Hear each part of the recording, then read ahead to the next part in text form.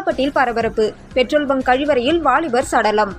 புதுச்சேரி கனகசெட்டிகுளம் பகுதியில் உள்ள ஒரு தனியார் பெட்ரோல் பங்கில் நேற்று முன்தினம் ஆண்கள் பயன்படுத்தும் கழிவறை நீண்ட நேரமாக திறக்கப்படாமல் இருந்தது.